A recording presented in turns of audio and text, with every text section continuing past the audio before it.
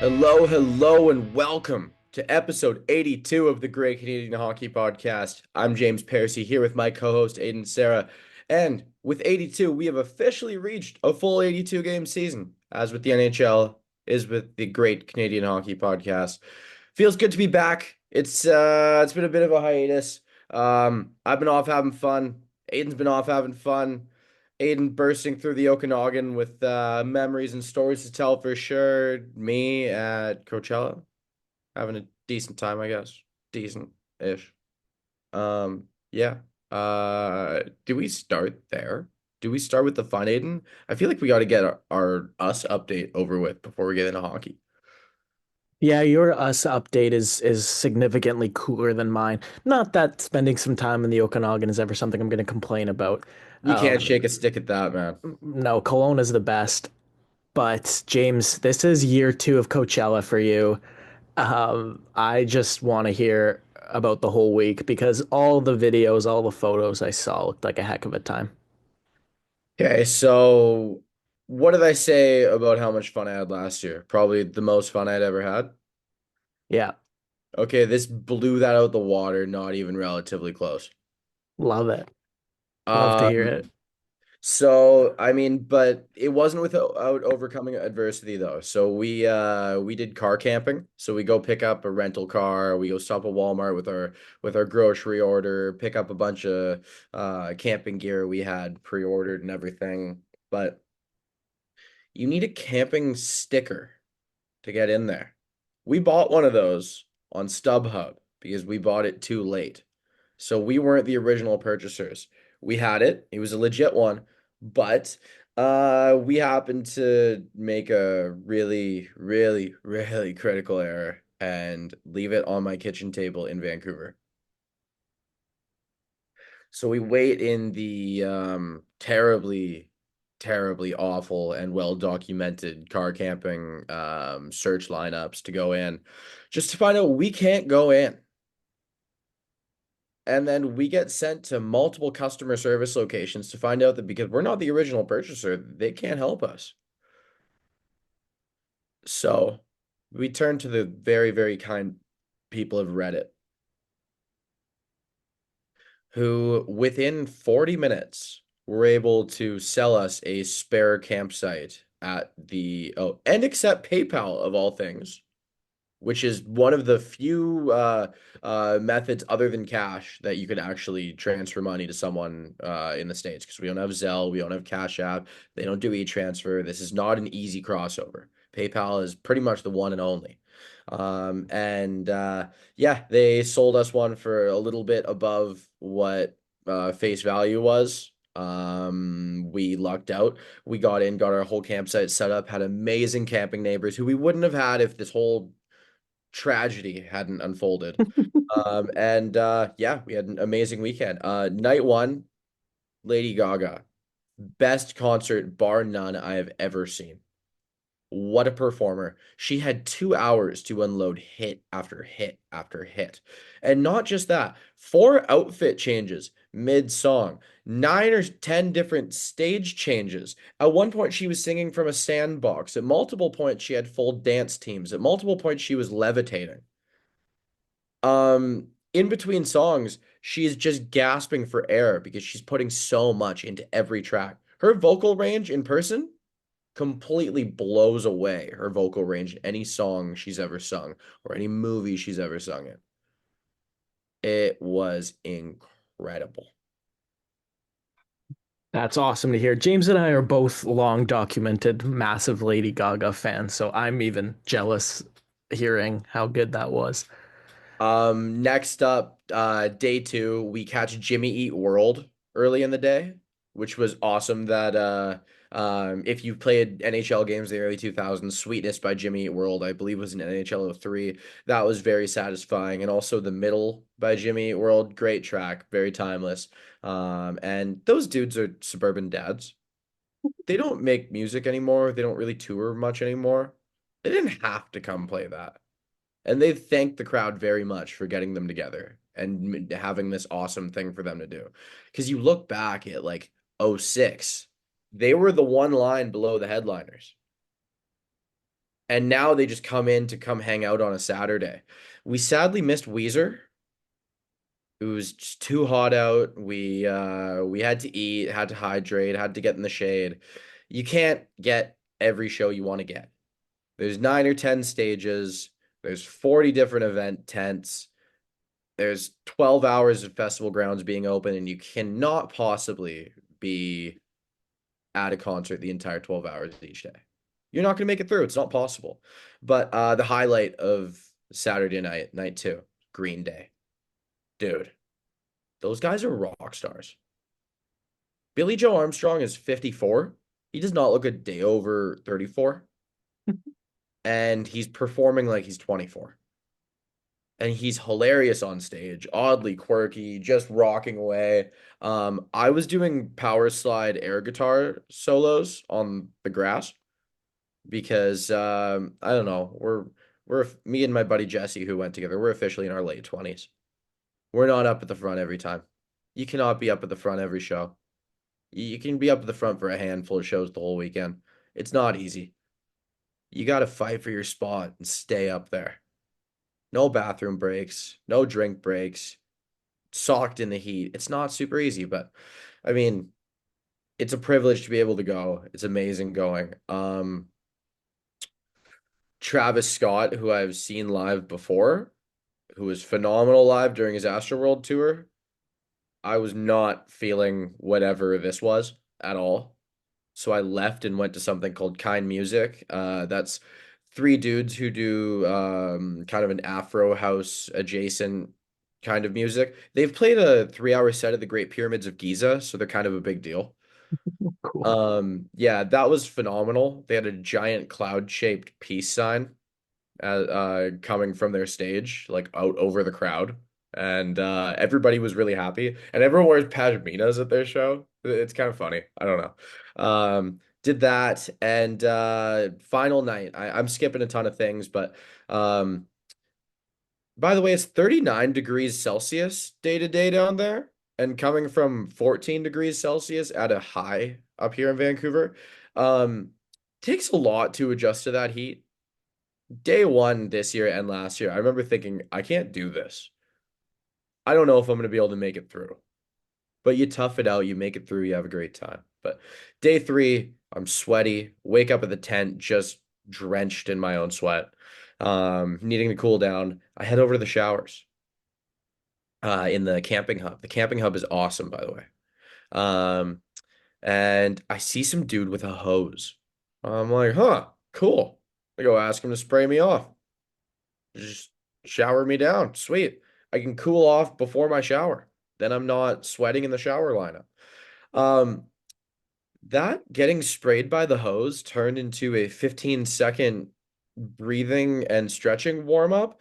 And then I was led without knowing into a 3-minute cold plunge. Wild experience. Anyone who cold plunges, I have more respect for you. Yeah, it's not easy. It really granted me a lot of perspective. I I couldn't make it through the full 3 minutes. It it was beyond my skill set. Uh, I would like to learn how to be good at that. Your breathing is very important. Your body position is very important. I tensed up really hard and I went into a bit of a spirally panic at times. But there's six of us in there, all in there as a team. And I said, you guys carry the torch for me. I gotta hop out. And I cheered them on the rest of the way. And that was really cool. And then I got to see Post Malone final night. That was incredible. Like he has all of his pop hits and he makes mostly country music now. It wasn't pop or country. He did it rock style. Like when he performed the song Rockstar, I swear it was a metal version. Interesting. And I loved every second of it. Anyone who saw my Instagram story got to see where he rose up in the middle of the crowd at one point on a little like mini stage, in like a light cage, and he gave a speech to the crowd about just being the best at what you are.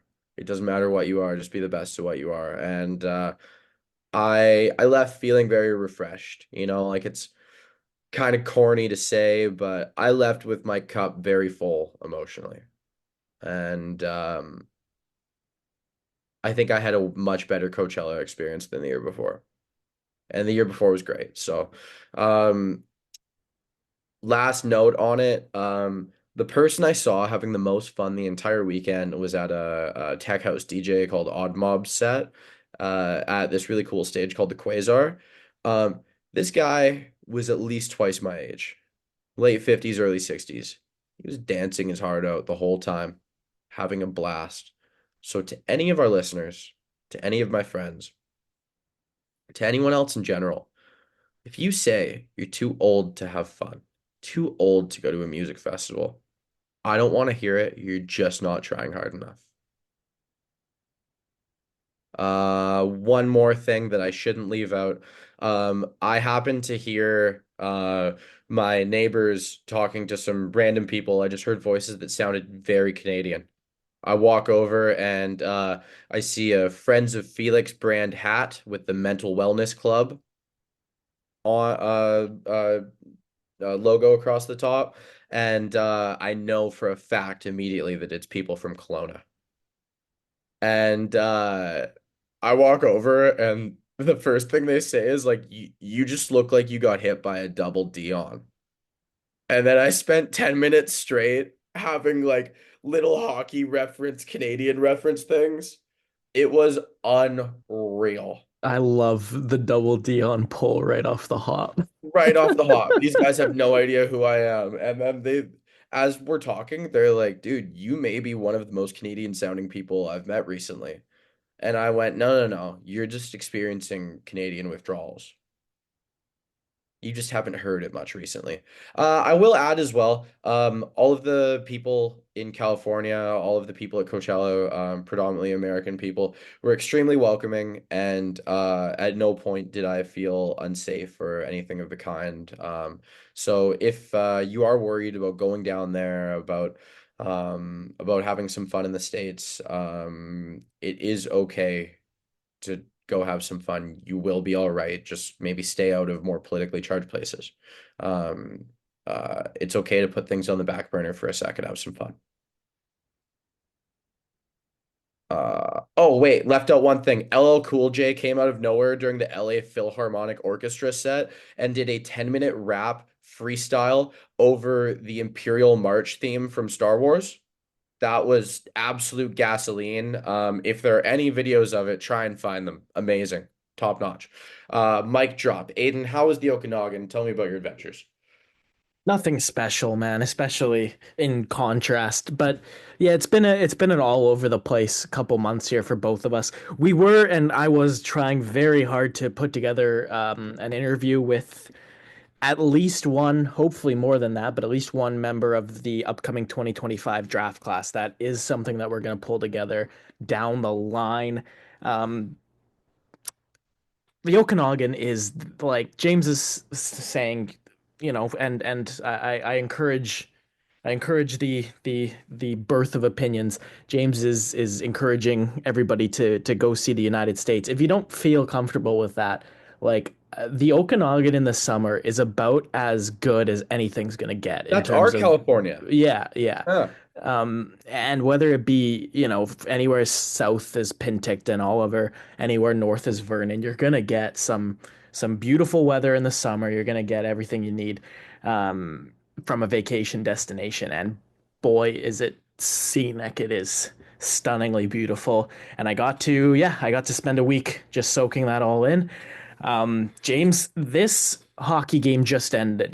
We are recording the evening of Tuesday, April 22nd, and the Toronto Maple Leafs, thanks to an overtime goal from Max Domi, have just taken a 2 Ooh, nothing series lead over the Ottawa Senators. Ottawa stormed back. They were down 2 nothing after a first period that this game didn't look close after 20 minutes. Ottawa got some shots, but it was all Toronto in terms of the grade A scoring chances. And then Ottawa just stormed back in the second period. They outshot Toronto 13-3, and it was game on from there.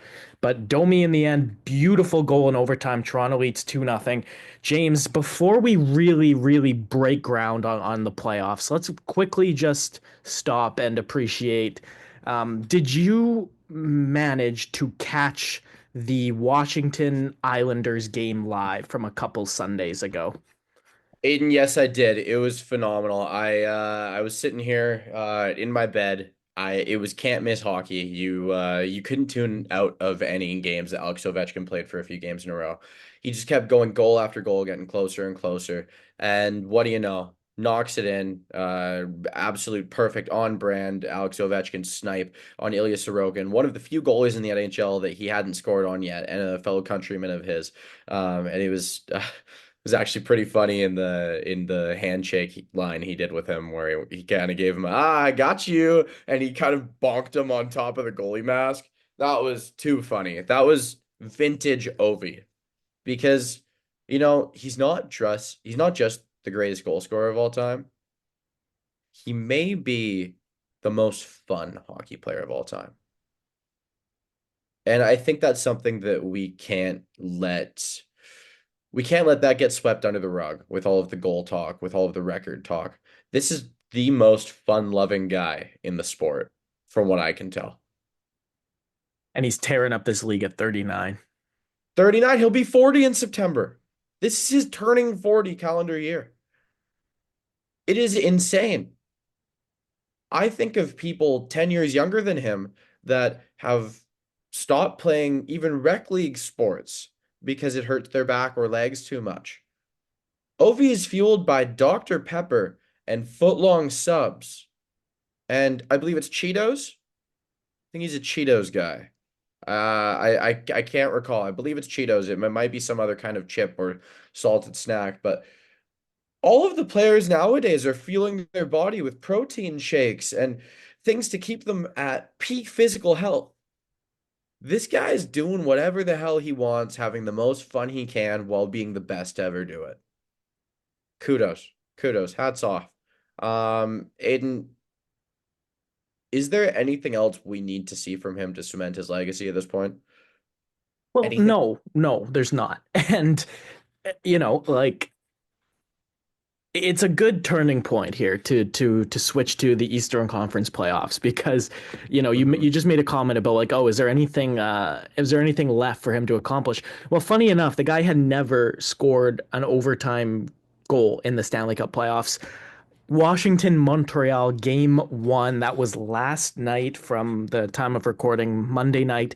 Alexander Ovechkin not only opens the scoring vintage power play goal, but gets that monkey off his back, scores his first career overtime playoff game winner. So Ovechkin, like we said, finished off the regular season hot, breaking the record against the New York Islanders, and then picks up where he left off in the playoffs. Washington up 1-0 on the Montreal Canadiens. James, I'll rip through all these different matchups. We've obviously not had an episode since the start of the playoffs. So we'll start with Washington Montreal. I want your pre series prediction, and I want X Factor for both teams. Okay, yeah.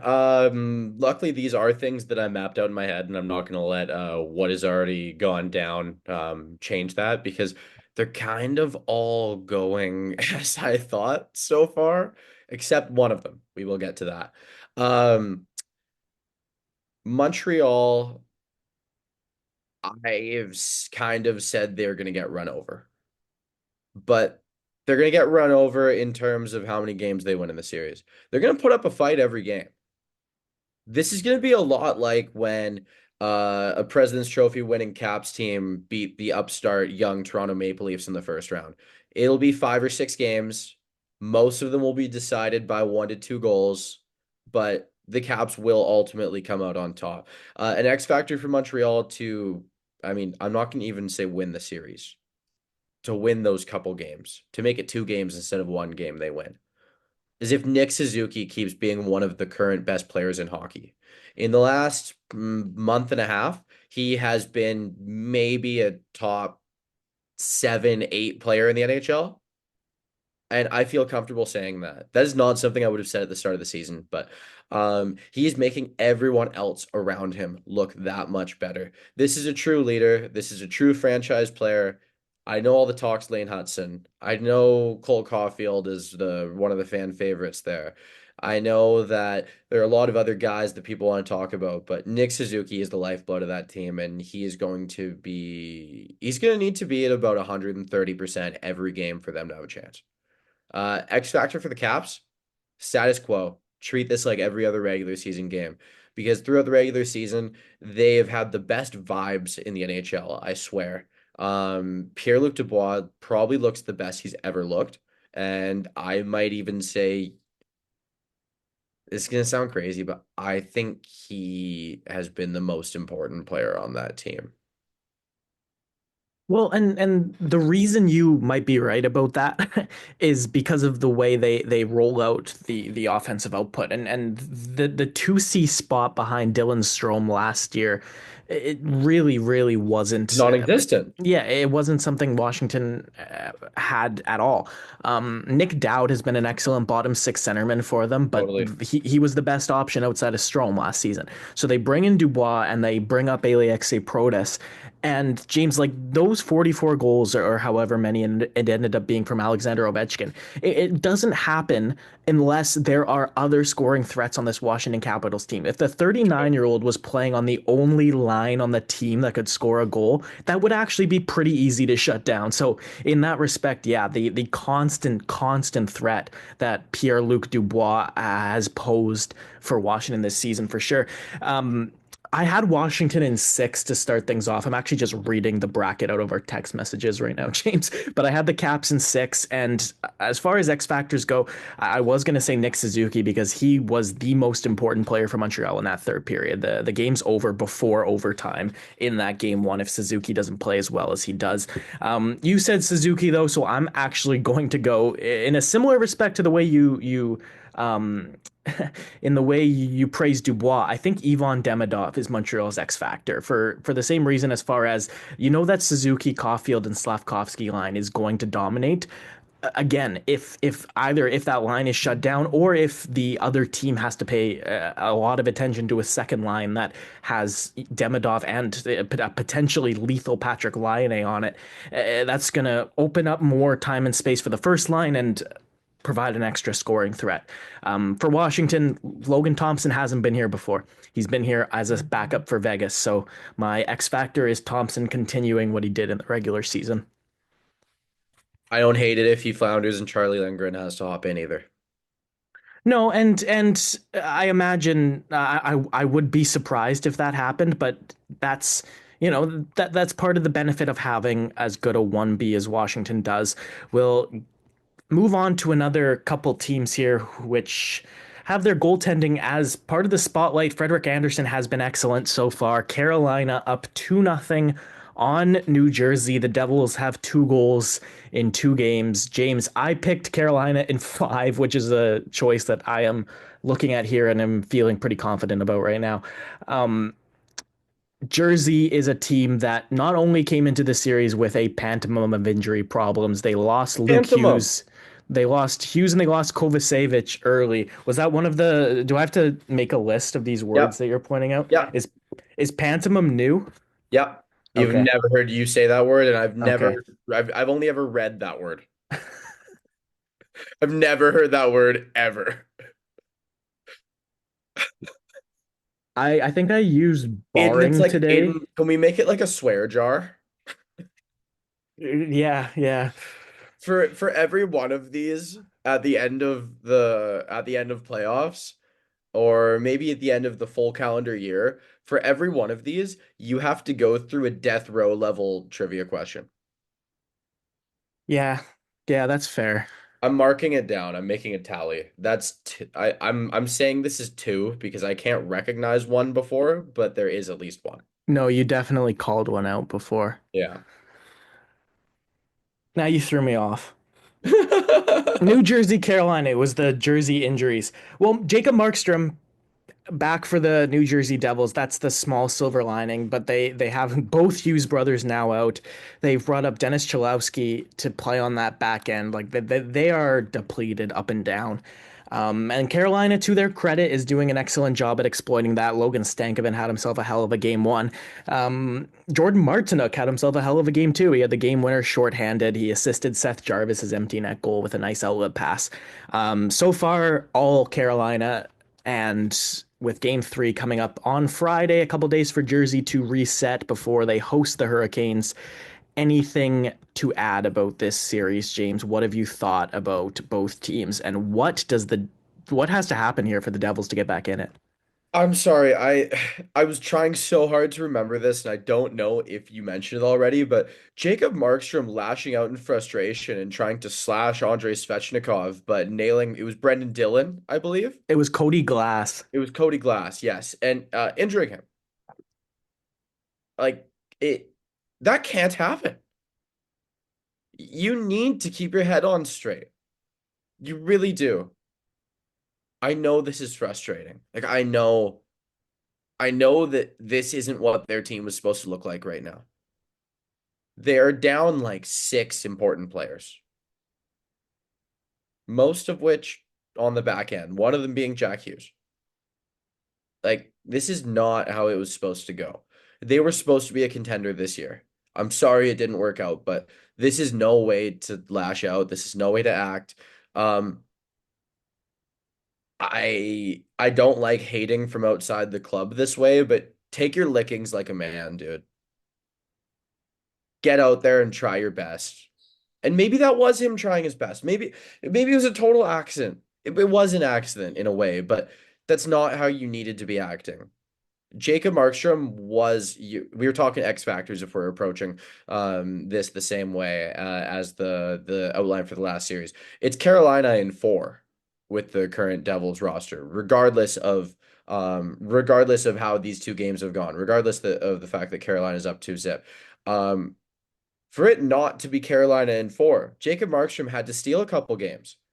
Don't get me wrong. The guy's played out of his mind compared to what he's up against. Did they get outshot 2-1 again? Ooh, Probably did they get outshot 2-1? at a They two to got one out. ratio. No, Oh no, no, they shots were didn't. very even today. It was close. Yeah, it was Yeah. close. And yeah, Jacob Markstrom, 25 saves on 27 shots, doing his best. Jesper Bratt opened the scoring. Like they did their best, but they're going to get run over. This is how this is going to work. You need to go in and take your lickings. Um, I believe Brian Whitney went on the Spit and Chicklets podcast and said this is set up team against team the way an NBA first seed against eight seed is set up. This Yeah, is that's a decent. merciless. Yeah, that's a decent little comparison. Yeah. Carolina's X factor, it's not a player. It's not a play style. Don't get scared of the moment. Status quo. Keep things going. And I understand that's kind of similar to what I said about Washington, but do not change your game. Build momentum and don't get hurt. Absolutely do not get hurt. Because when you're going up against these other Titans of the Eastern Conference in the next couple rounds, you cannot have an Aho injured. You cannot have a Svechnikov injured. And you absolutely cannot have a Frederick Anderson injured. Health. Yeah, let's say health is my X factor for this series. Moving on. I was thinking health of Frederick Anderson Yeah. personally, specifically, but yeah, I concur. Toronto Ottawa just finished. I just mentioned it. We have Max Domi with the overtime winner. James, I was watching the Sportsnet broadcast of this game, and Derek Lalonde, the former head coach of the Detroit Red Wings, they've got him on for some playoff help. He was like really harsh on Anthony Stolarz after the second period of this game. What? He's probably been the best player in the series, in my opinion. I'm saying Jean Tavares. Tavares today played well too. Um, Marner had My himself an dog excellent is game turning one. back the clock to a time that hasn't Yeah. existed. I think this is maybe the best he has ever been. Yeah, he had that 47 goal regular season, but this is yeah, Yeah, sure, he's but how many of those were net front tap ins and power play goals? yeah, and playing with Marner that season, that was Marner's Yeah. first huge assist year. Stolarz has been great. Omar hasn't. He made 18 saves on 24 shots in the game one 6-2 loss. Ugh. Stolarz conversely stopped 31 of 33. Marner, as I said, was the led the way with 3 points, goal and 2 assists. Toronto won 6-2. Today, the Leafs led by two after one. I mentioned it. Ottawa came storming back in the second period. Adam Gaudette with a third period tying goal, but again, He needed that. I didn't like him one bit in game one. Game one, I wondered why he was even in the lineup, and I know he was an important player for them this season. Max Domi does really well breaking in on the overtime winner, gets past two players and rips it past the blocker of Linus Ullmark. I didn't really think anything Ullmark could do about these two goals in the first period. Both of them bounced in a little bit awkwardly, one off Morgan Riley's skate, one off Nick Jensen's skate. Nothing he could do on that overtime winner either. Domi does well to shoot it through the screen of Clevin, and it's a perfect shot. It's off the post and in. James, I had the Leafs in six in this series from the outset. I'm still okay with that prediction. Ottawa has not. Ottawa played pretty well today. They didn't look very inspiring in game one, but game three is Thursday night in Ottawa, and I'll expect them to be even better than they were today. I concur. Leafs in six. That's exactly what I was thinking. We're gonna see a really, really big Brady Tkachuk and Tim Stützle game. Also, don't count out the experience of one Claude Giroux. He's a guy who, even if he's not going to show up on the score sheet the way he did in his prime, he's going to be huge in the room. He's going to walk in there and tell these guys, I've been down 2-0 before. Yes, I've never won that cup, but you haven't either. We're going to go do this. He is a guy who has hunger. Um, the X factor is Linus Ullmark, man. We know Brady Tkachuk can have a huge game. We know Jake Sanderson can have a massive series. We know that Ottawa's offensive depth is capable of all playing the same style and making a barrage of offense. I mean, like they play Fabian Zetterlund in their bottom six. That's a guy who's a menace on the forecheck and can really wear guys down and create momentum for when they have sustained offensive zone pressure. And he's been barraging on the forecheck. You roll in your first or second line as he's coming off and you're going to get a pretty solid scoring chance as the other team's worn down. We know that that's something that can work. But Linus Hallmark's playoff numbers in his career, not good, dude. Not good at all. This is a Vezina Trophy winner. We've seen a lot. I mean, I can't say a lot. We've seen goalies like this in the history of the NHL that can just run it all regular season long. They can put together a legendary show in game one to game 82, but they just can't do it in the playoffs. Not even just goalies, players too, like skaters as well. Um, I hope he's not one of those guys. I'm not saying I'm waiting to be proven wrong. I'm saying I'm waiting to be shown otherwise. For Toronto, don't be scared of the moment. That big, big, scary game seven. Say when they get to game five, game six, and it's elimination game. Thinking, oh, okay, well, we have another game. I don't think Craig Berube is gonna let them think that way though. I think it's as good of a time as any to say that Toronto is my East pick. Yeah, I guess me too. You saw my bracket. Yeah. James, I think, is going to be thrilled if this comes to fruition. I have Colorado beating Toronto in this final this year. Um, As we get to the West, I will unveil my West pick. Yeah. For me, the X factor in Ottawa is their penalty kill because they've been brutal, and this Yeah. Toronto power play is going to rip them to shreds in the next however many games the series goes. Yeah. If like, and it's a good Ottawa PK. It should be a good Ottawa PK. They were good in the regular season. They're like, it's a good group, but it's not worked so far in these two games. Toronto's X factor. I the reason I have so much faith in Toronto this year is actually because this team to me is good enough that if Austin Matthews is a passenger, I think they can still have success. He's the Mhm. guy to me. You were just talking about players that can rip through the regular season, doesn't show up in the playoffs. And part of my lack of faith and my lack of trust in the Toronto Maple Leafs to have success in the playoffs in the last 5 years has been partially because Matthews has continued to never be at his best in the big moment. Hey, that's not true. I think last year he played one of his best games I've ever seen in the playoffs. that game two was all him, if that's the one you're Yeah. talking about. Yeah. Yeah, me too. And I absolutely agree that, But that is game two. That's not game five. yeah, That's not game six. That's not game seven. yeah, progress is being made, but Pasternak's still the guy to put the dagger in. Yeah.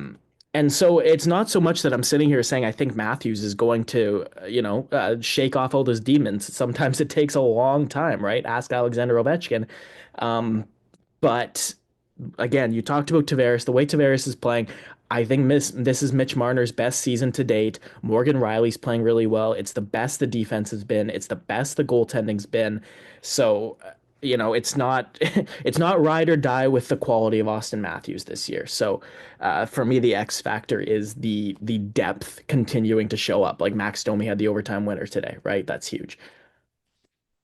100%. Aiden, take me to Florida.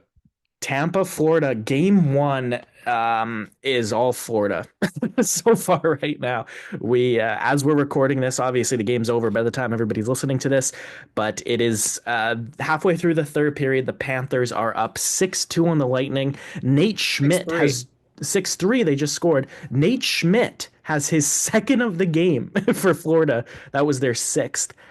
Matthew Kachuk's had an excellent game. He's got a pair of goals. This Florida Panthers team, James, I saw counted out by many.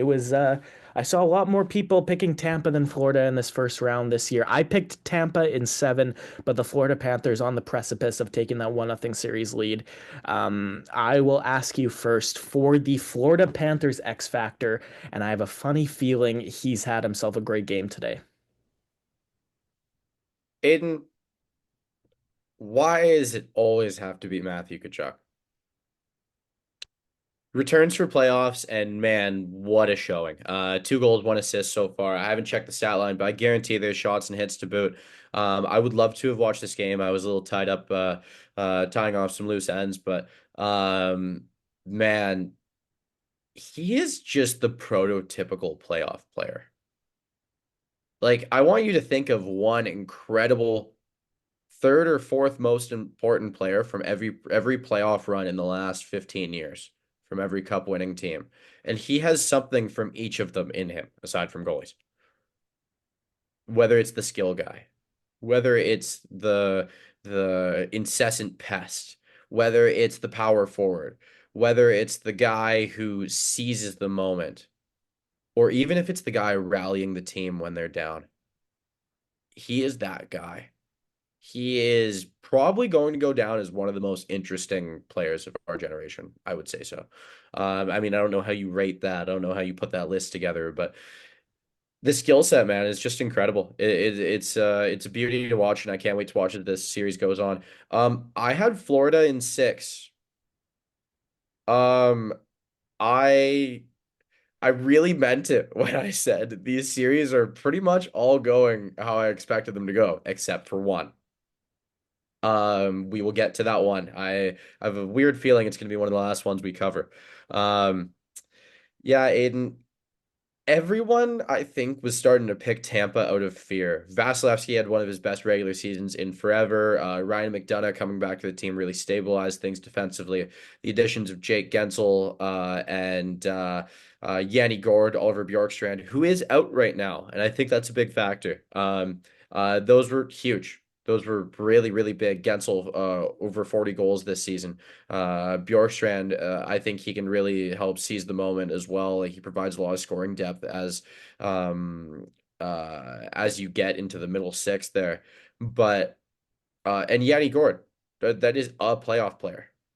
You build a playoff player to add to your bottom six. Toronto has their Scott Laughton. Florida has their Sam Bennett. Tampa has one right there with that Yanni Gord. They went and got him back. That was a missing piece. Um, but I just think I hate saying this because I don't know these guys. I'm not in the room. And I'm not an athlete. I just think Florida wants it more. It feels wrong to say from a computer chair in my bedroom. Really does. But I just think they want it more. I think they want another cup immediately. Oh, Tampa had 2 in a row and went to a final. Well, we went to a final and then we're going to do 2 in a row. How about them apples? But Yeah, man.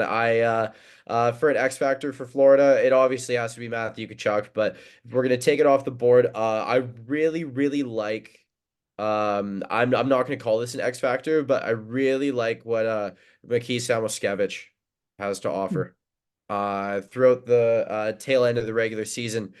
If you look at his points, which he was putting up at a decent rate, they're all on the power play. If one of your really talented offensive guys is hurt, you can play Samoskevich 11 minutes a night, three of them being on the power play, and he's gonna probably get you a point every game. This guy is a power play wizard. He's incredible with puck possession. He's really good at reading a cycle. Where that puck's going to pop out and where to disperse it to the next guy, he's going to get a primary or second assist on damn near every power play point. It's incredible to watch. And I feel like if the guy can round out his game, he's going to be a very, very talented player for a very long time. No doubt that's something he can do. For Tampa, on the other hand, Nikita Kucherov has to be the best player in the world. We know Vasilevsky can be great. It's not happening right now. The Florida barrage just keeps going, but Kucherov has to be the best player in the world. I need 2 or 3 points every game out of him, no matter what. And that feels like it should be a minimum. I need like McDavid last few playoffs kind of numbers if Tampa's going to win. Bar none, that's what it is for me because I think you're going to get what you want to get out of their defensemen. You're going to get what you want to get out of the Anthony Cirellis, out of the Braden Points. But I can't have any Kucherov passenger games, and those do end up happening. Yeah, I my thinking with Tampa, you nailed it on the head with Andre Vasilevsky. He's a tough man to beat. He's very, very often the best goaltender in any game he's playing in. Um, I can absolutely see your theory about the Florida Panthers being the team, at least so far, they look the more motivated team. I can buy into that. I like your praise of Samoskevich because he's been really, really good this season. Again, he plays in Florida. If he was in a bigger market, we would have heard about him all season. We would have heard about this great season he's having. Um, my X factor for Florida, you said Matthew Tkachuk. For me, Carter Verhaeghe's got to get back to it. He had himself a I really agree. down year, and maybe it's not the X factor in this series because this Florida Panthers team with Tkachuk, with Barkov, with Lundell, with Reinhart, with Marchand has themselves a good little group of players. I didn't even say Bennett, who can pop up and provide a goal at any given point. But Carter Verhaeghe's a player who the last 2 seasons, he had 42 goals, 34 goals, had himself 11 and 21 points in 24 playoff games last season. Not only does Florida not win the Stanley Cup last year, they don't go to the final the year before without Carter Verhaeghe playing the way he's played. He's been a clutch performer in the playoffs for them. He had James 20 goals this season and 53 points in 81 games. That is a huge regression from a guy who just inked a contract that's going to pay him $7 million till 2033. So Mhm. this is the time for Verhaeghe to get back to his best, and what his best is somebody who looks like he could score 40 goals every season in the NHL. He's a threat to score every time he's on the ice. Specifically for the Tampa Bay Lightning, I want to see that defense be better than Florida's because the Panthers are without Aaron Ekblad right now. The six defensemen they're playing with today: Seth Jones, Dmitry Kulikov, Gustav Forsling, Nico Mikkola, Nate Schmidt, as well as Uvis Balinskis, I should say, who did get into 76 games this season, so it's not like they are playing a guy without the experience with that group. But that's far from the defense that the Florida Panthers have had the last couple seasons. If you look conversely at this Tampa Bay group, it's Radish, it's Perbix, it's McDonough, it's Moser, it's Hedman, it's Chernak. You've got a lot of experience on that back end, and to me, uh, it's an opportunity almost with Mm. the lack of Ekblad for that defense to prove what they can do as a unit. And for me, the 6-2 scoreline we're at right now, I haven't seen the third goal go in on my little stream here, but I might be It looks behind. like it may have been called back. Some people are saying it didn't cross the line. Okay, there it goes. 6-2 Panthers right now. And so to me, the X factor is Tampa's defense turning it around, and Florida, it's Carter Verhaeghe. So that's it for the East. However, James, what I will ask you before we jump to the West is I want more winners. I want to know you've got Toronto, Florida, and Washington, Carolina. What's your conference final? Toronto in 7 heading to the finals or conference finals, and Washington in 5. Wow. Yeah. I think the Capitals take a stranglehold on that second round series and don't let go. The Hurricanes maybe squeak out a win or two, but it's too little too late. See, I've got Tampa, Toronto. I think Toronto wins that series in 6. Washington, Carolina. I think the Hurricanes have it in 7. Aiden, how many times have I picked the Hurricanes to get to the finals or close to it? I'm over it. Yeah. I'm over The, it. the I'm year I over them, and obviously, I'm very over the Rangers. I'm not picking either of them to win the cup ever again. I had a similar experience. I finally gave up on the Washington Capitals the year that they won the cup after like them being my team for for And a long maybe time that's what before. happens here. It could Yeah, be. you never know. Freddie Anderson continuing to play the way he's not only looked this season, but how he's looked in the first 2 games of the playoffs. That's important. Um, Now your Toronto Washington conference final. I think we both already said we've got Toronto coming out, so it's the Leafs and how Six many in games. that conference final? You know what? I've got the Leafs over Carolina in 6 as well. I've got them 6 games in each of the 3 rounds, which is absolutely not a coincidence. If they have a series go to 7, it's lights out, I think, for that group. So it's I important they think win there's going 4 to be 2. a random goalie change to Joseph Wall at some point late second round, early third round. And you know what, man? Good.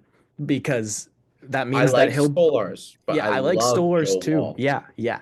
Both of those guys, and that's what I mean by the goaltending is the best it's ever been. Like you had Freddie Anderson with that group from Jack Campbell. You know, like there was a time where both those guys looked like they could be the guy to take them past the first round, but. Stolars and Wool, like that is a 1A, 1B that are Yeah. better than so many teams as starting goalies, right? Like that is very, very good. And think back to 2017. It was Marc-Andre Fleury's net all the way until halfway through the conference final. He got shelled, I think, in that game 3 by the Sens, and then Matt Murray took it from there. When you have a 1A, 1B, especially when you have a guy, like Anthony Stolars or like Joseph Wall, both these guys haven't been in the playoffs before, but them having each other to fall back on is big. Um, Time for the West. Time for the West. Time for the West. How about we start things in Minnesota, Vegas? Okay, Wild Knights. Game 1, Matt Boldy's heroics for Minnesota. He was the best player in that game for me. He was all over the place. He scores 2 goals, but Vegas better in the end. Brett Howden not only seals the deal into the empty netter, but a huge go-ahead goal late to make it 3-2. Keep in mind, this guy's making less than $3 million for the next 5 seasons after this one. Yeah, James was definitely right about the supporting cast of the Vegas Golden Knights when he talked about how important guys like Howden and Pavel Dorofeyev could be to this team. Steven Um, Kolesar as well. Kolasar as well. Nikola was quietly Yep. throwing Oh, up yeah. 15 goals and 31 points. You've got Victor Olofsson who does his thing on the power play. um, Vegas is to me the significantly better side.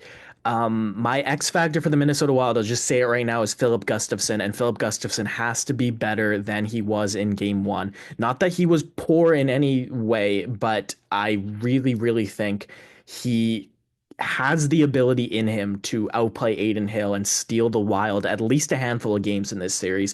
I've got Vegas in 7. I have a lot of faith in the defense of the Wild, which has just added Zeev Boyum. He's on the ice right now, and the top end players that they've got in their forward core. I think Joel Eriksson X, one of the most underrated players in the league.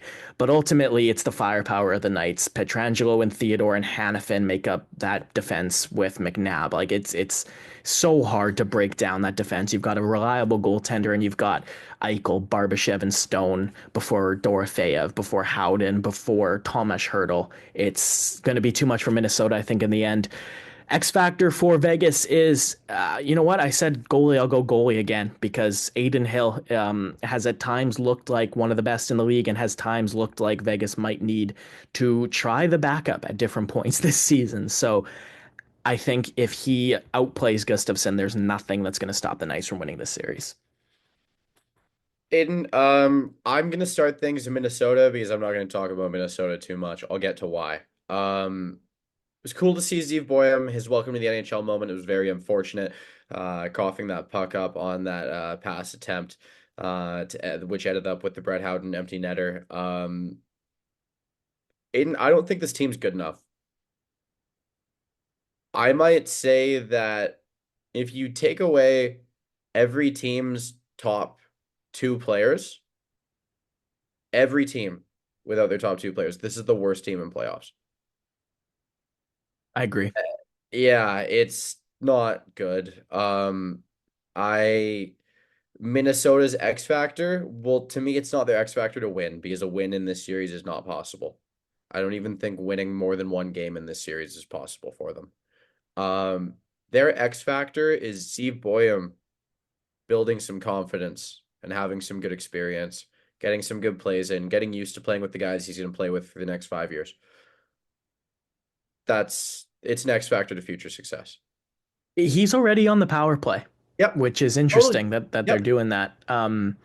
Yeah, this is a guy for me, James. Like we saw Lane Hudson jump into the NHL late last season, and there's always a handful of players that are going to do it. Demidov, we already talked about. Ryan Leonard's playing for Washington. You've got Snuggerud, who scored a goal for St. Louis the other day. Boyum, though, to me, out of all of those guys, is the one that came out of the NCAA that I think could have the biggest impact. Like freeing up Brock Faber and Spurgeon Brodin to focus on how, like, this Vegas attack, like, Minnesota's defense has their hands full in spades, right? And Yep. so Boyum to me could play a huge role in you know taking the power play minutes, taking the offensive zone starts away from Spurgeon and Brodin when they've already played however long they have, right? Like they ride those top guys pretty hard. They play a lot of defensive zone minutes. It's a lot of hard minutes that Spurgeon and Brodin play. When you've got Boyum and Bogosian that can support Middleton and Faber as well. Like that group of six defensemen for Minnesota, I think is huge. Not just this year, right? Like you mentioned it yourself.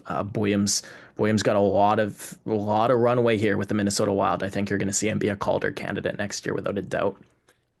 Vegas is X factor for me. You talked a lot about that Minnesota defense. There's a lot of guys who are expert in the role of shutdown.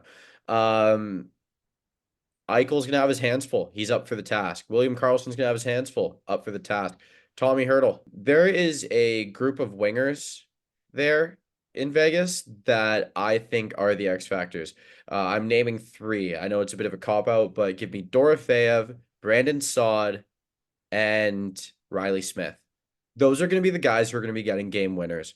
These are going to be the guys who are going to really, really take on the moment as this team goes deeper and deeper into playoffs. Um, I've got Vegas in four. There's always one series that is quicker than I think it's going to be. That'll be that one. Yeah, and the reason I picked those wingers, Jonathan Marchessault's gone. Somebody else's turn. Somebody else's turn to score those big goals. Whoever it is, enjoy it. Moment's yours. Moving on, LA and Edmonton. Aiden, that first game, you and I were texting back and forth. Let me kind of call back to a couple quotes from that texting conversation. Evan Bouchard is terrible at hockey, Yeah, that's and one of them. this is the most Edmonton game I've ever seen. I stand And by both of those things. you're totally right. It was 4-0, and then things get chaotic from there, as you would imagine. Take it away. Yeah, I couldn't turn this off yesterday. I love Andrei Kuzmenko scoring early in his playoff debut. I got to say that. Good for He him. looked Power great. play goal. Loved it. He's been great in LA. Yeah. Yeah, continued to. 6 seconds to go in that second period. Yeah, you mentioned it. Leon Draisaitl gets the Oilers back on the board, and I'm watching that, and I'm still thinking, I don't know if that's going to be enough. Matthias Janmark scores early. It's 4-2, but then on a 5-on-3, an absolute missile from Kevin Fiala makes it 5-2 Kings. and it looks like it's done from there. Corey Perry manages to score, and this was the He's start been of Connor Mc. effective lately. Yeah, this was the start of Connor McDavid taking this hockey game completely over himself. He does so well to spin out of the corner to find Perry. That's assist number one. Zach Hyman's going to score to make it 5-4 with just over 2 minutes to go. Guess who? Connor McDavid again with the setup. It's all him into the offensive zone. And with the score at 5-4, McDavid is going to get the puck from Draisaitl in flight. And James, this is as good as Connor McDavid is ever, right? Like at his best, there's nothing you can do to stop him, and there's nothing that the LA Kings looked like they could do to stop this guy at all. A brilliant assist to Draisaitl to pull them back in the game late in the second, and then it's two more primary assists I should add on Perry and Hyman, and then he does it all himself to tie the game at 5. And James, at that point, we got 88 seconds on the clock. It's 5-5, and disaster from there for the Oilers. LA manages to break back. It's a drop pass from Trevor Moore. It was Warren Fogle who goes to the net, and Philip Deneau tries to take a one-time snapshot from the high slot. It comes off his stick end over end. It's a fluttering knuckle puck. Warren Fogle deserves all the credit in the world because Stuart Skinner can't see a thing through him. He jumps like really high in the air to avoid the puck too. Deneau in the end definitely didn't mean to shoot it like that, but between the odd man rush for LA, between Fogel's screen and Deneau getting it on goal, the Kings steal one back. They score with 42 seconds left to tie the game. LA, if you look at the 60-minute effort, I mean, they were the better team for the first two periods without a doubt. They almost let it get away, but this feels like the kind of game they really need to win if they're going to win this series and finally get over Edmonton. That was all about game one, James. Before the series, what did you have up for this one? Kings in 6, which How I've do you? picked before. Yeah. I've confidently picked before. My X factor in this series is it's funny that you mentioned him. It's Andrei Kuzmenko. Nice. Flourished playing with Anze Kopitar and Adrian Kempe, right? That's the line. Yeah, and he had 3 points, I should say. It wasn't just a goal. Yeah.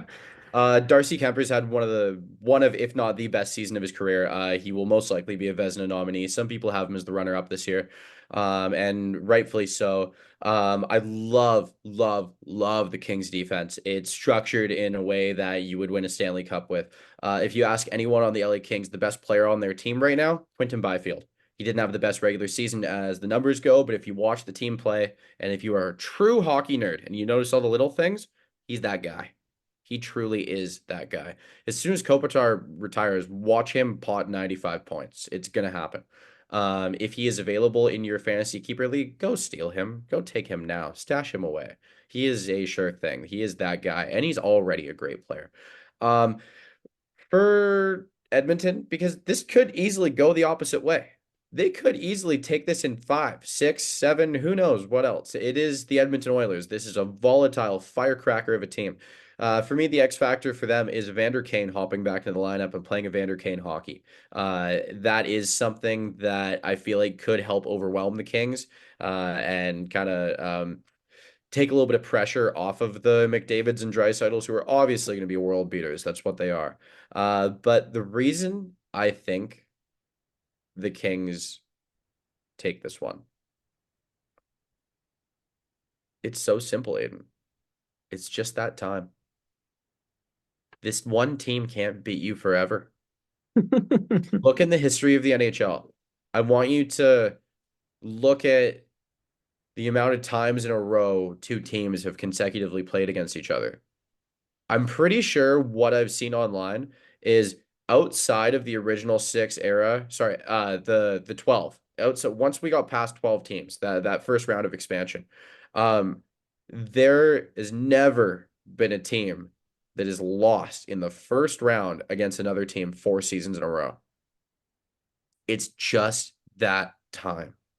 We have experience. We have the changes necessary. Kemper and net looking great. We have the development from some of the young guys, and we have probably the best Kings attack since they won the Cup in 2014. Adrian Kempe is one of the premier wingers in the NHL, and he has an incredible cast behind him. Watch for Kevin Fiala to pile up points as this series goes on. A lot of people forget about him. He is a little bit one-dimensional, but man, is that guy dangerous in the offensive zone. Yeah, Kings in six. I had LA in seven, and it's dude, after watching that game one, like if this series goes seven, it's gonna be an absolute treat. I'm so excited for that possibility. I would Um, love to see the flip-flopping betting lines throughout the series. yeah, dude, we uh, really quickly, like I'm not the first, I'm about the billionth person to point this out. The barrage of betting ads in these playoffs are getting worse. That's not the point. Point is LA X Factor. You mentioned him. Adrian Kempe put up 3 points. Um, I would bet on him to score every game. Like Yeah, he's you should. phenomenal. Yeah. You This totally should. guy this guy is excellent at everything. He is a player who can either be a passenger on a line and pop up at the perfect time, or he can drive his line into the offensive zone with force, and he can drive the defense back, open up space. You mentioned Kuzmenko. Anze Kopitar is one of the smartest players in the NHL. Um, Kempe can be special in this series.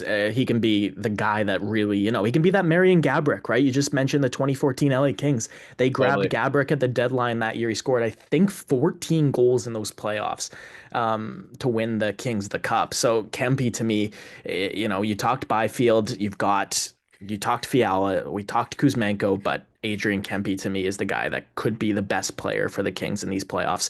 For Edmonton, it's Stuart Skinner, man. Like he was not good enough in game one. Evan Bouchard was worse. I'll grant you that. Um, and Bouchard was directly at fault for two goals on Skinner in that game. Um, but James, you talked about how good Darcy Kemper has been this season. Skinner cannot get outplayed every game. Period. Like it can't happen. The Oilers believe in this guy. Um, they do. So let's see. I don't. Yeah, me neither. But let's see what he's got. And Aiden, how often am I wrong in this whole glorious thing called hockey? Very often. Enough. Yeah. Enough that it's notable. Yeah. Enough that like I would like all of you guys who listen to go back and take a look and see my predictions over the past couple years and look at this year after we're done playoffs and just I think I've maybe got like two things right. So I very confidently decide who I think's gonna win, and I am wrong most of the time. So if you're smart, you'll bet on who I didn't pick. Kirill Kaprizov just sprung Matthew Boldy with one of the best saucer passes I've seen this season for Boldy to make it 1-0 Minnesota. And I just said they were gonna get swept. Yeah, if it's Wednesday and you haven't seen it, go watch the first Wild goal on the Knights tonight because that was one heck of a feed from Kaprizov. Next up, James, we talked Vegas, Minnesota. We talked LA, Edmonton. Let's go Winnipeg, St. Louis. Let's leave your boys for last. Winnipeg, St. Louis has already concluded 2 games, and it's been the Kyle Connor show. He gets the game winner with 96 seconds left in game one for the Jets. They took a 4-3 lead. Ultimately, they win 5-3. Connor Hellebuck in game two yesterday goes 21 for 22. Kyle Connor, it wasn't as late of a game-winning goal, but he did score the game winner again. 3 points for Mark Scheifele in game one. James, I think this is going to turn into a goaltending battle because both Connor Hellebuck and Jordan Binnington have been very sharp to start things off, and this is a very even series from the look of it, even though Winnipeg are up 2-0. I had the Jets in 7 prior. I had Blues in seven. I How are you just feeling? I feel that I'm wrong. Okay. I feel that I'm wrong because I've seen what playoff Mark Scheifele we're getting. There are two kinds of playoff Mark Scheifele out there. There's the one that put together one of the best first 3 rounds I've seen out of a realistic center in my lifetime. And when I say realistic center, I'm talking not the Crosbys, Malkins, McKinnons, McDavids, you know what I mean? The realistic guys. It that year where they lost against Vegas in the third round, he was one of the best playoff players I've seen. Looked phenomenal. But we are getting that kind of Shifley again. It's not the one from all of the first round knockouts where you see that he just seems to be behind the play. He's just like he's a beat too late. If they're an orchestra, he's the one guy who you can see like a little bit out of tune. He's there, he's playing along, but there's just something missing, which is crazy for a guy who is that good of an athlete and that good of a player. And it was only a matter of time. He is that good. Kyle Connor is that good. I don't want them to be choke artists forever. But I didn't think it was going to end this year. I thought they were going to come back next year without the President's Trophy curse. We have to keep that in mind. They did win the President's Trophy. They will not win the cup. It is extremely rare. I think 2 times in my lifetime. But yeah, I digress. Once? And one of them was that like asterisk on it because it was the Yeah. 48 game season. Yeah, yeah, yeah. Yeah, exactly. Yeah, Chicago in 2013 and Detroit in early 2000s, 2002, Sure. something of the kind. I But yeah, wasn't alive. um, uh, my X factor for the Blues was the youth movement. We've seen Jimmy Snuggerud hop in the lineup, pop in on the power play. Zach Bolduc has been one of the best players in the NHL down the stretch. Jordan Kyrou is playing the most sound 200-foot hockey I've ever seen from him. Robert Thomas is one of the premier centers in the NHL. Um, Philip Broberg has complemented a veteran D-core extremely well. Extremely well. I mean, it just the list goes on and on and on. And Jordan Bennington has put together a masterful season, capped with that Four Nations face-off. I totally thought they were going to go to the second round and get curb stomped. They were going to get past this Winnipeg team in an all-out war, mind you. I didn't think they were just going to breeze by. All-out war. It still could happen. It very well still could happen. This Winnipeg team has floundered after game one and or two of the series before. It's something we've seen. And I mean, St. Louis coached by Jim Montgomery. Still really, really like what they have going on. My X factor for Winnipeg, Nikolai Ehlers needs to press the on button. This is a guy who, for the past, what is it now, 7 years? We've all said, oh, this guy, if he was somewhere else, oh, if he had the right center, oh, if he had the right minutes, oh, if he had the right opportunity, oh, well, if Kyle Connor wasn't healthy, blah, blah, blah, blah, blah. Where the hell is Nikolai Ehlers in all this? Well, he is where he's been, which is hurt, right? Like he Yeah. had a healthy regular season for the first time in a long time, but has conveniently now got hurt again. Oh, And I conveniently, yes, exactly. Yeah, and this is a guy who, like, as you know, Brock Besser, I know is leaving Vancouver, and so every time I go and I take a look at what wingers are on the free agent market, I look at Nikolai Ehlers and I say, yeah, I really like this player, but he is hurt more than he's not. And Yeah. um, but him and Gabriel Velarde's another guy that's hurt right now. Marty's I great. think, yeah, I think you need to see them both stay healthy and stay effective because once they, yeah, even if they get past St. Louis, once you're getting to the Colorado Avalanche and subsequently, I think it'll be Vegas after that. If they end up beating Colorado, you need everybody to be going. Um, the X factor for me for did you do St. Louis? It was the defense, right? Yeah, Youth the movement. youth movement. Youth movement. X factor for me for St. Louis. Dylan Holloway's been one of their best players this season. That Robert Thomas, Jordan Kyrou threat, like that is going to be what the entirety of the Jets' focus is on. They have that excellent shutdown line with Adam Lowry down the middle. So you know that Lowry is going to have Thomas as his main assignment. So what can Holloway and Buchnevich do outside of the Robert Thomas, right? Thomas is very quickly, James, honestly, growing into one of my favorite players in the NHL. Damn, damn. Every time I watch him play. Mike Modano was so right. Yeah, I remember. Yeah, you're right. You're right. And this is a guy who I can totally see with that C on his chest when Braden Shen moves on. Shen's playing really well too, but to me, it's the scoring. It's the maybe not necessarily secondary scoring in the traditional way where you're looking down the lineup, but I want to know what can guys that aren't Robert Thomas do for the St. Louis Blues team. X factor for the Winnipeg Jets. This is a cop out, but it's what everybody's saying. It's the most obvious one. It's Connor Hellebuyck. It's low hanging fruit because this is a guy who, much like Linus Olmark, except maybe not as bad in the playoffs and a little better in the regular season. He's very often been the best goaltender in the world, and you know doesn't carry over into the playoffs every time. He got some big game experience in at the Four Nations face-off. I thought he was very good in defeat. No fault of his that the Americans didn't end up prevailing. If he can be even 90% of what he was this season, Winnipeg are going to have absolutely no problems. They're going to have. One win away from tying the all-time regular season goalie wins record. Now, with that being said, he played a lot. Yeah, So Hellebuck continuing to stay healthy is going to be big because once you get into the third round, when you've had that many starts in the regular season, uh, the the tank being empty is noticeable at that point. totally. He will win the Vezina Trophy and probably be nominated for the Hart. Probably.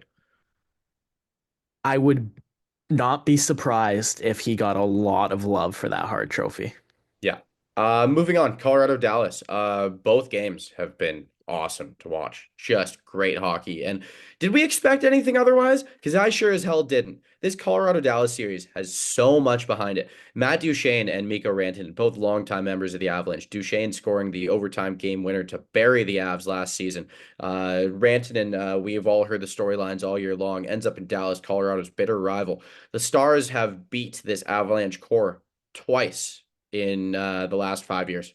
It's been a heartbreaker both times. Gabriel Landeskog, fresh off a conditioning stint in the AHL, has been activated from IR. Took warm up with the Avs in Game 2 in Dallas, but he will. I mean, I'm assuming you're listening to this on Wednesday. He will be making his NHL.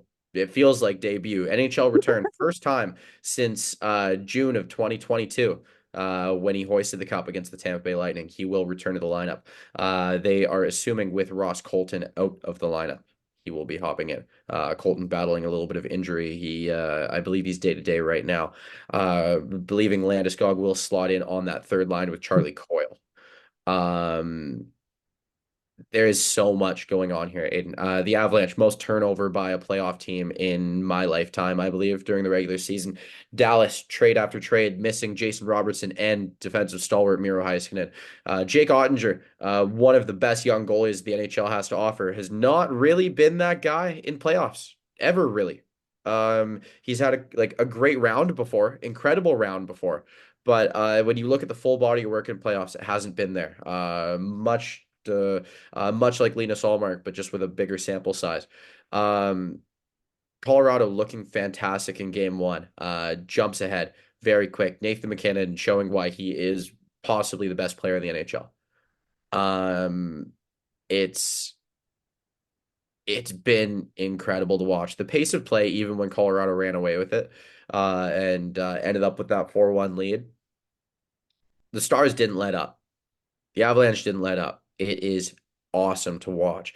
If you are with any of your friends who don't know hockey that well, or maybe getting them into hockey, tune them into this series. This is the most exciting series of the first round. And I'm not just saying that because of my bias. I'm saying it because of the players on the ice. I'm saying it because of what's at stake. Tyler Seguin misses most of the regular season, comes back for game 82, scores in game 2. Like it's incredible to watch. Um,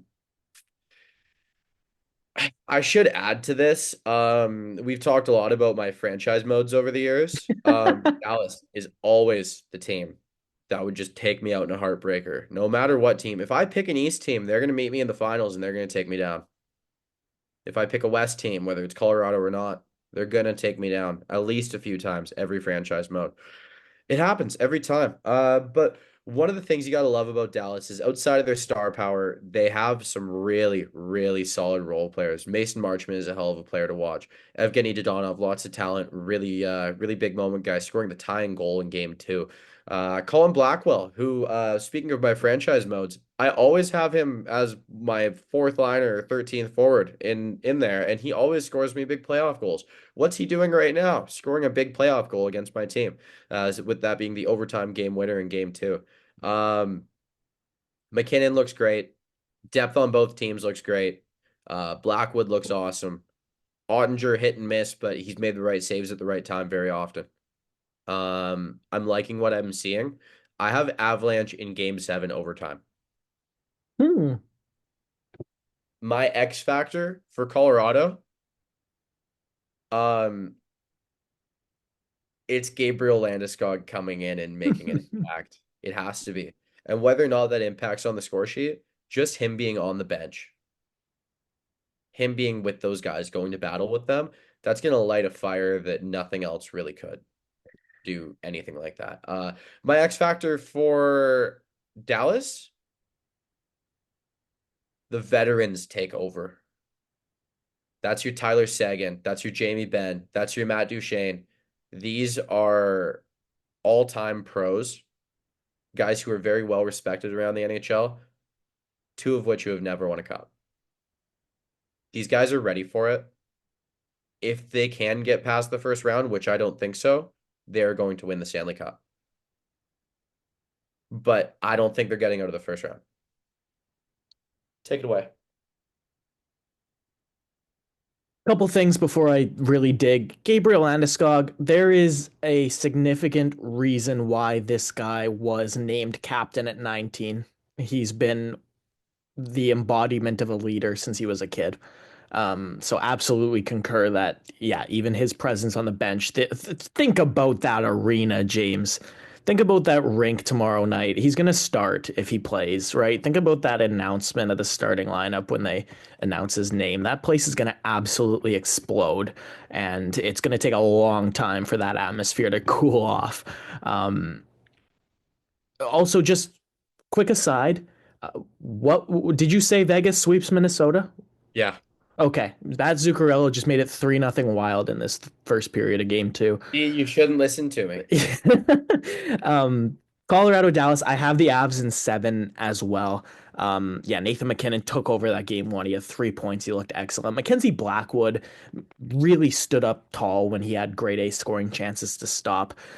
Huge credit of Evgeny Dodonov just keeps being a pro. Scored that tying goal in game two on the Wyatt Johnston shot towards the net. He found the rebound. Unlikely hero Colin Blackwell sticks with a play in overtime. X factor for me for the Colorado Avalanche is Cale Makar, and it's not that Cale Makar is good. We know he's going to be elite, but without Miro Heiskanen, there is a chance for Makar to just Right. absolutely provide scoring and provide offense from the back end that, as good as Thomas Harley is, Oh, Dallas is he's just not going to be very able. good. Yeah, but Dallas is just not going to be able to match what Makar and Taves can put out.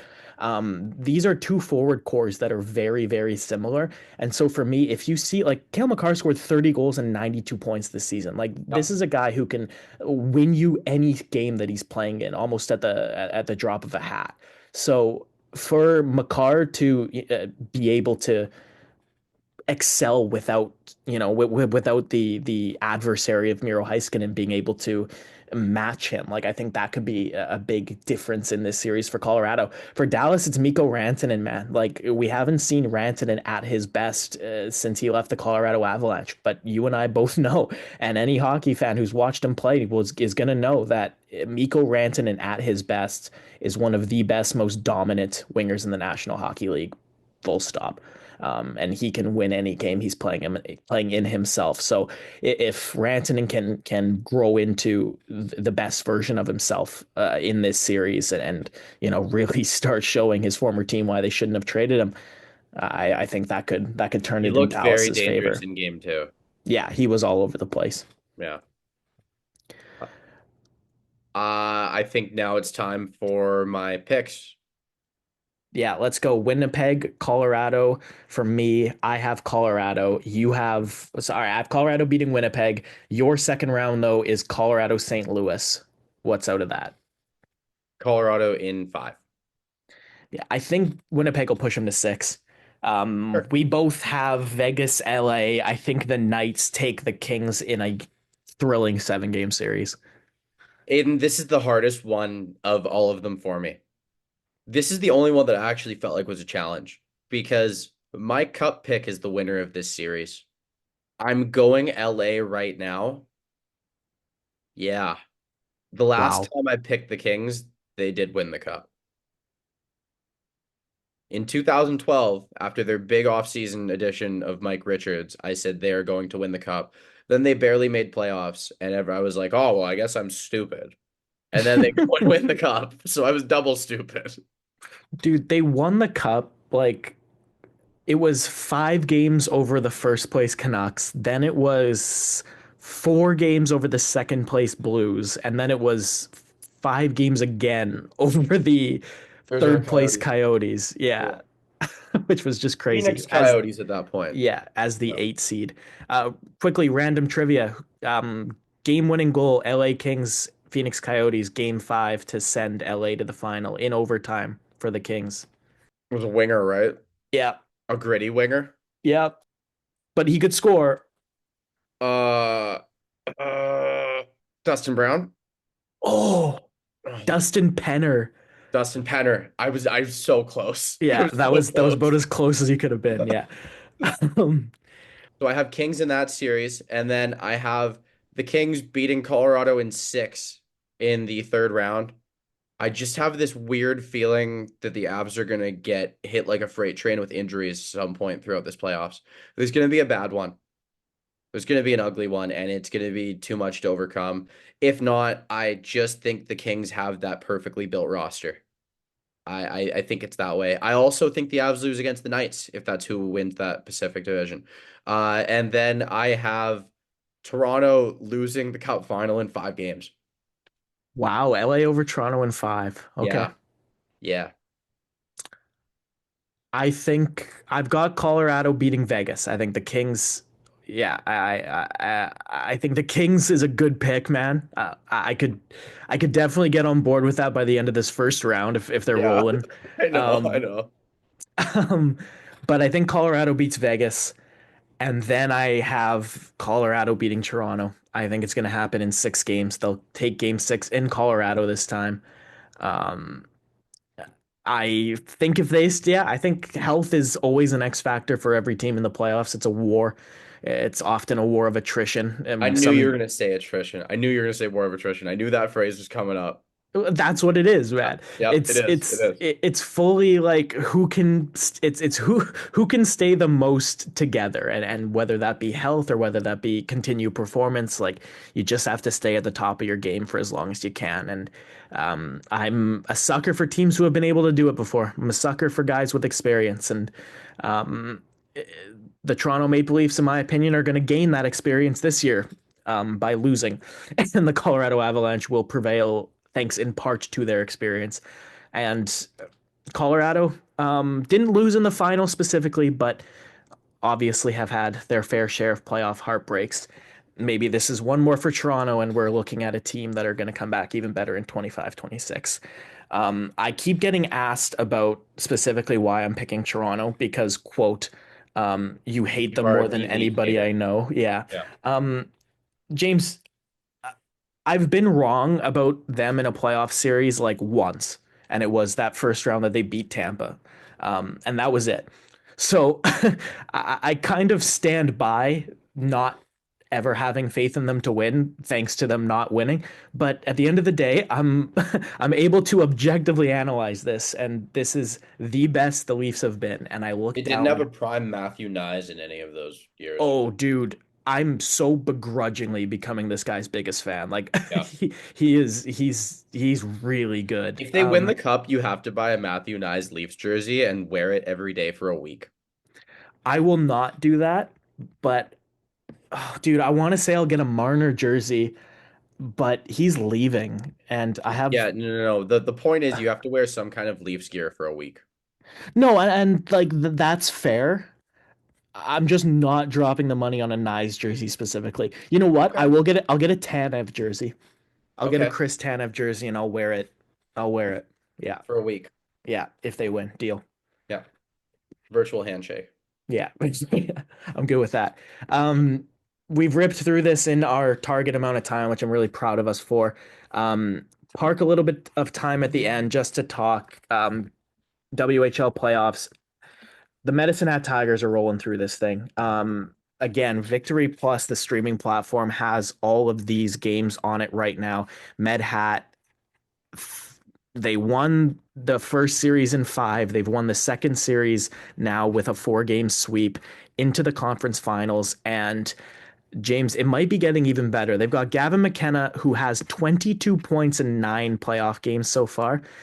Fourth overall pick from last year's draft, Columbus's Caden Lindstrom, who's been out all season with a back injury, is finally skating again. And if Lindstrom can be added to this already lethal Medicine Hat Tiger squad, you are looking at your Memorial Cup favorites by far and bar none. The only thing that I see even remotely standing in this Medicine Hat Tigers' team's way, the the Spokane Chiefs are up 3-2 in their second round series right now against the Victoria Royals, and they have some guys that are, for lack of a better term, absolutely balling out right now. Andrew Cristall has 12 goals and 24 points in nine games. Berkeley Cadden's got 25 points in 10 games, and they've got a deep team beyond those two guys. Two of the best players in the WHL, though, playing on the same line. Can't ignore that. Spokane Med Hat is my WHL final, and I'll tell you guys right now, there is a ton of reason to catch as much of that series as you can if it comes down to that. Some of the best hockey with a bunch of guys you're going to see in the NHL for years to come, including the next one in Gavin McKenna, who has been lighting things up this season, hasn't failed to get a point in a long time. James, anything you want to leave off on? I have one trivia question for you about the NHL playoffs if you want it. I'm going to ask you to park that, and I would like to do a lengthy Stanley Cup playoffs history trivia session. Three questions each for each other next episode. Okay, yeah, this question can be repurposed into that, so I will do so. Beautiful.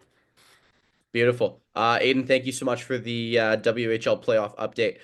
Next episode, we will come back at you with a little more junior playoffs. It does get very exciting. I recommend anyone tune in to a junior playoff game, and it is easier than you think. It's just not as regularly accessible. Aiden already told you. He already filled you in. Easier than you think, and it's closer than you think, That's right. especially if you live in Western Canada, or Ontario. Yeah. There is junior hockey everywhere. The Calgary Canucks, I'll give that team specifically a shout out too. They're in the AJHL final for the second consecutive year. There's a good handful of guys that I've worked with that play on that team that are just absolute class acts, great players, great people. Cheering for them as they take on the Grand Prairie Storm. But if you're in the Calgary area, they're also hosting the Centennial Cup from May 11th to 18th. That's the best of Junior A in Canada. So whether it's on a broadcast or whether you make it down to a rink, those tickets are usually not too expensive, and it's awesome live hockey. So as we get into the end of the season, I'll implore everybody go check out a cool playoff game near you. Sport local junior hockey. Without further ado, let's roll that outro. Thanks, guys.